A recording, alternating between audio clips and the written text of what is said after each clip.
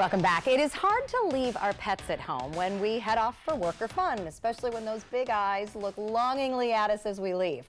But sometimes being left really stresses an animal, and they don't know how to cope. Mark Shambour, owner of K9 Korral, is here to help us better handle our pets' separation anxiety. Mark, this is such a real thing that so many dog owners deal with. But before we start talking about ways to help that, you, of course, have boarding, doggy daycare, and you see lots of pets that are thrilled to be away from their owners. I do. In our daycare, we have a lot of dogs, but they don't necessarily always come in happy to begin with. They too have separation anxiety from their parents as well. And one of the things that we have to do is we have to condition them very slowly, and before you know it, they're dragging their parents into the place. Exactly, because they learn how fun it is. Tori, he could not even get through the front door. And now he's like my best friend. He's jumping up. I'm carrying him all the time. Aww. Well, that's, they like to be there. That's Ellie. Ellie, same thing. Very scared at first. And this is the product of socialization and training, getting them out and about. This is Taco. Taco, that's the cutest picture I've seen in a long time, who was very afraid. And in the back is Cheyenne, who also was the same way. They generally come in scared. Some are a little bit more fearful than others, and just because it's a new experience. The nice thing about the daycare, there's Noodly and Ellie again, another Ellie. And Noodly, it took 2 months. The white dog, it took 2 months for her to adjust, and now she drags her dad in. This morning she dragged him in. And here we've got Katie, which is again very fearful, very shy, but the daycare has gotten her out of her shell, and even though I still pick her up and love on her, it's only because I love on her. It's not because she's so afraid. Well, and that's one of the things is that, obviously separation anxieties can be worked with, but we can't always do daycare. Sometimes dogs do have to be left in the home. So tell us why some dogs have such extreme separation anxiety.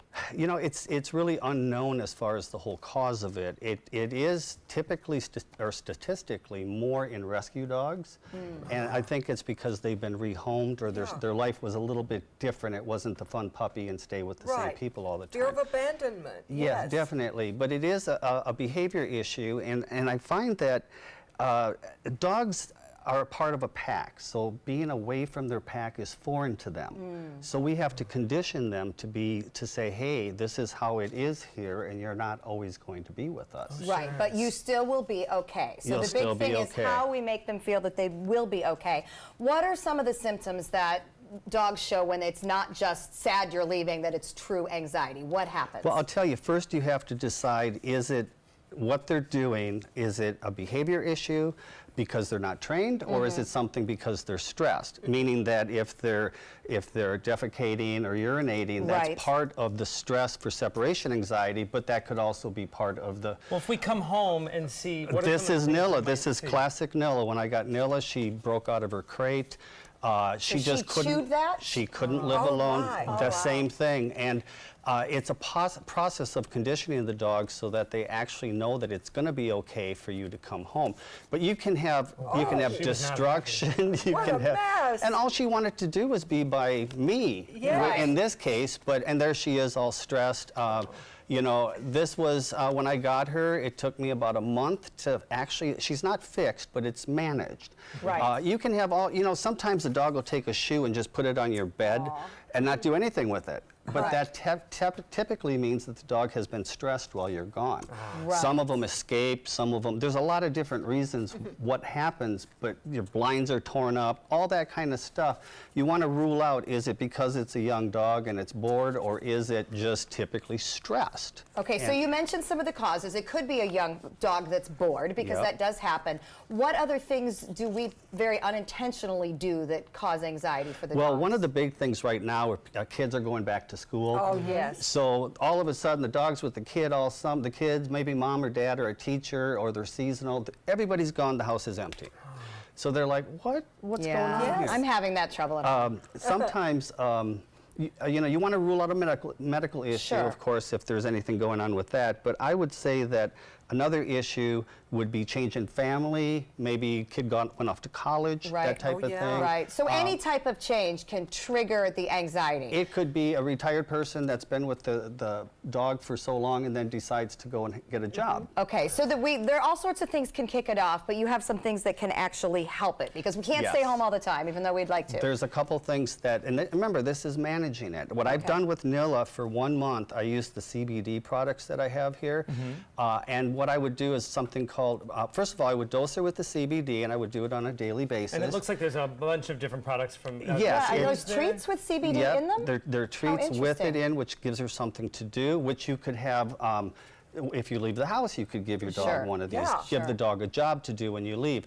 I would dose her with the CBD, and then I would do something called counter conditioning. I would leave her with a treat or something that's good, and then I would leave, and then I would come back. Okay. And then the other thing is, by them, counter conditioning means that you're going to have something that's happy, counteracting something that's stressful. So you're taking away the bad of leaving by getting pleasure at the same time. The other thing you want to make sure of is that do short stays, like maybe have her stay and you go into another room, then stay, go outside, then stay, leave for a while. Every time you come back, though, you're not going to be doing this big hurrah. You have to make sure that it's nice and calm, because we cause a lot of times the separation anxiety. Because we make a big deal about leaving. I'm guilty of that. And you go, oh, I'm so sorry, I have to go, and that type of thing.